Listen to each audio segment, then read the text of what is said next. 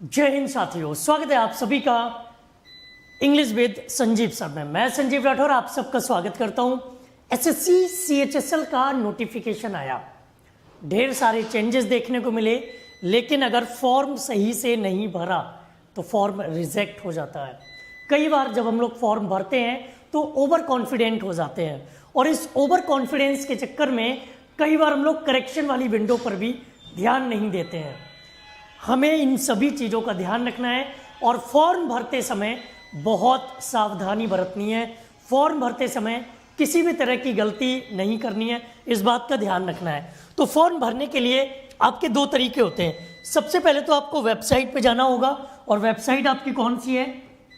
ssc.nic.in। इस वेबसाइट पे आपको जाके अपना पहले तो रजिस्ट्रेशन करना है। अगर आपने पहले से रजिस्ट्रेशन कर रखा है तो आपको आईडी पासवर्ड डालना पड़ेगा। अगर आप न्यू यूजर हैं तो आपको फिर से रजिस्ट्रेशन करना पड़ेगा और ये मैं आपको दिखा देता हूं। आप क्रोम ब्राउजर खोलेंगे, ssc.nic.in क्लिक करेंगे। इस पर क्लिक करेंगे तो इस तरह का इंटरफेस आपके सामने आ गया। ये जो इंटरफेस आपको दिख रहा है ना, ऐसे ही आएगा। लॉगिन करना है तो आपको अपना यूजर नेम, रजिस्ट्रेशन नंबर और पासवर्ड आपको डालना होगा। अगर आप नए हैं, आपने पहले से अपनी आईडी नहीं बना रखी है, तो आप न्यू यूजर पे क्लिक करेंगे। जब आप न्यू यूजर पे क्लिक करेंगे तो आपके पास एक अलग विंडो खुल के आएगा। रजिस्टर नाउ कर सकते हैं। अगर पासवर्ड भूल गए हैं तो आपके पास ऑप्शन होता है फॉरगेट पासवर्ड। जब आप रजिस्ट्रेशन करेंगे, वन टाइम रजिस्ट्रेशन, तो उसके लिए देखो कौन कौन से इंटरफेस आपके सामने आएंगे, वो आपको ध्यान रखने होंगे। पहली बार अगर रजिस्ट्रेशन कर रहे हो तो इस तरह से आपके सामने विंडो खुल के आएगी, उसका आपको ध्यान देना होगा। देखो ये आपको थोड़ा सा डल दिख रहा होगा क्योंकि इससे साफ मुझे मिला ही नहीं कहीं साइट पे। एसएससी की साइट से स्क्रीनशॉट्स लिए मैंने। ये ऐसे आपको दिखेगा, इसका ध्यान देना। ये कैंडिडेट्स नेम, आपको अपना नाम डालना है। उसके बाद आपके सामने है फादर्स नेम, मदर्स नेम। उसके बाद डेट ऑफ बर्थ आपको डालनी है। एज आपकी क्या हो रही है वो डालनी है। जेंडर, कैटेगरी, एससी में है, ओबीसी में है, जनरल में है। पर्सन विद डिसेबिलिटी, अगर आपके अंदर कोई डिसेबिलिटी है उसको बताना है। डिसेबिलिटी है तो उसको एक्सप्लेन करना है। नेशनलिटी आपको बताना है। कोई आपके अंदर आइडेंटिफिकेशन, कोई शरीर में कोई निशान है कटे का या फिर कोई और निशान है, उसको भरना है। मैट्रिकुलेशन, 10th एग्जाम सर्टिफिकेट, जो 10th एग्जाम में जो आपका सर्टिफिकेट था उसकी डिटेल आपको भरनी है। उसका रोल नंबर भरना है, कब आपने पास किया था ये आपको भरना है। प्रीफ्रेंस आपको एग्जामिनेशन सेंटर, मतलब आपको 3 एग्जामिनेशन सेंटर भरने हैं। जैसे मैं कानपुर में हूँ तो मैंने पहला कानपुर भर दिया। कानपुर के पास लखनऊ पड़ता है, दूसरा मैं लखनऊ भर दिया। उन्नाव पड़ता है, उन्नाव भर दिया। ये 3 आप सेंटर भर सकते हो। इनमें थोड़ी सी सावधानी रखना। उसके बाद में आपको मैट्रिकुलेशन सर्टिफिकेट की डिटेल्स भरनी होगी।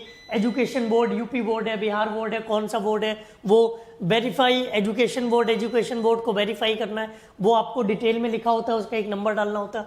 रोल नंबर जो आपका था, रोल नंबर को दूसरी बार डालना है। कब पास किया है, 2 बार ये सब भरना पड़ता है वेरिफिकेशन के लिए। जेंडर, वेरीफाई जेंडर, मतलब हर चीज़ को 2 बार भरना पड़ता है ताकि वहाँ से आप वेरीफाइड कर सकें, आपसे गलतियाँ ना हो।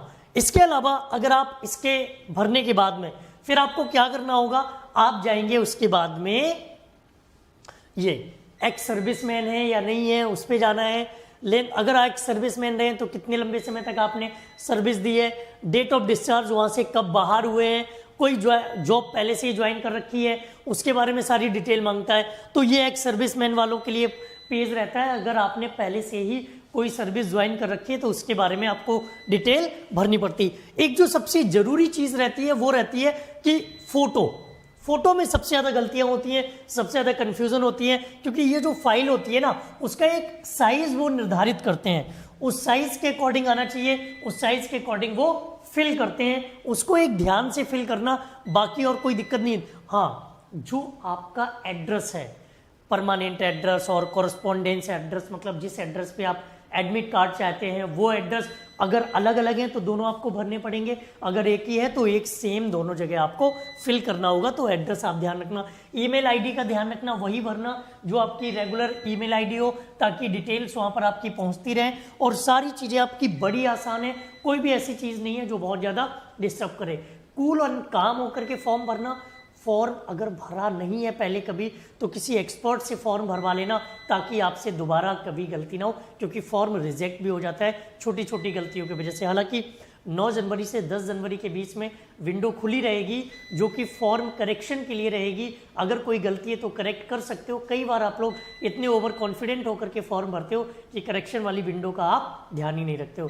इस तरह की गलतियों से बचना, बाकी आपको कोई दिक्कत नहीं आएगी। अगर किसी तरह की कोई दिक्कत आ रही हो तो आप हमें कॉमेंट कर सकते हो। CHSL की यूट्यूब की क्लासेस आपके लिए अनाउंस हो गई है।